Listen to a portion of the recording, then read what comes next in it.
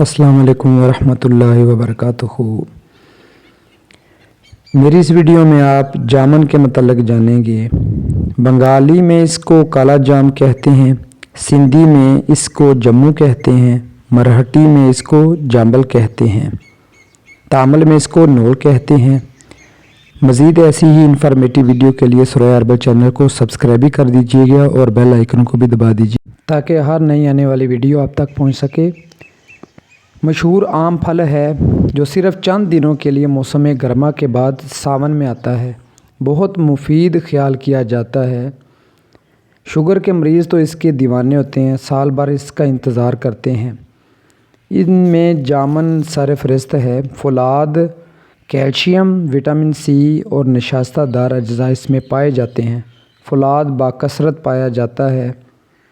مزاج اس کا سرد خشک درجہ 2 میں ہے۔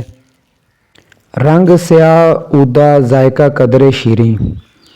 حسب ہضم نمک لگا کر کھانا چاہیے۔ خشک گٹلی خشک سرد درجہ 2 میں ہوتی ہے۔ مقدار خوراک 3 تا 5 گرام تک۔ پاک و ہند میں یعنی بر صغیر میں ہر جگہ پایا جاتا ہے۔ خود کاشت کرتے ہیں۔ فوائد: کئی دوسرے پھلوں کی طرح جامن بھی کثیر الفوائد پھل ہے۔ مسکن حرارت ہے، یعنی حرارت کو دور کرتا ہے، جسم بڑھی ہوئی گرمی کو دور کرتا ہے۔ جگر کے فعل کو درست کرتا ہے، یعنی کہ اگر بڑا ہوا بلیروبن ہو اور SGPT SGOT کی خرابی ہو، جگر کے انزائمز میں خرابی ہو تو یہ اس کو دور کرتا ہے۔ اور آنتوں کی قوت ماسکہ بڑھاتا ہے، جس کے نتیجے میں پیچس اور آؤں آنا بند ہو جاتے ہیں۔ اس میں فولاد باکثرت پایا جاتا ہے، اس لیے خون کے RBC بڑھانے میں اہم کردار ادا کرتا ہے۔ RBC کی بڑھوتری میں اہم کردار ادا کرتا ہے۔ دل کے مسلز جو ہوتے ہیں اس کو قوت دیتا ہے اور اس سے دل کی کمزوری دور ہوتی ہے۔ تیلی کے جو فنکشن ہوتے ہیں اس کو بہتر کرتا ہے۔ لمفیٹک سسٹم کو بوسٹ کرتا ہے۔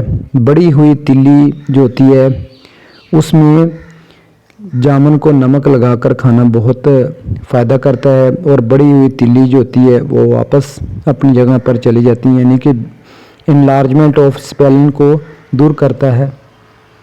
جامن کا سرکہ اور رب بنا کر کم و بیش انہی مقاصد کے لیے استعمال کیا جاتا ہے، کیونکہ جامن تو چند دنوں کے لیے ہی ہوتے ہیں۔ سال بھر کے لیے اس کا سرکہ اور رب بنا لیا جاتا ہے تاکہ پورا سال اس کو استعمال کیا جا سکے۔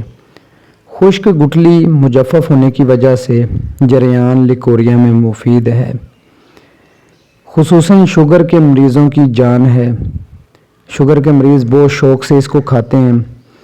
گردوں کو طاقت دیتا ہے، جس سے پیشاب جو بار بار خارج ہو رہا ہے اس کو یہ دور کرتا ہے۔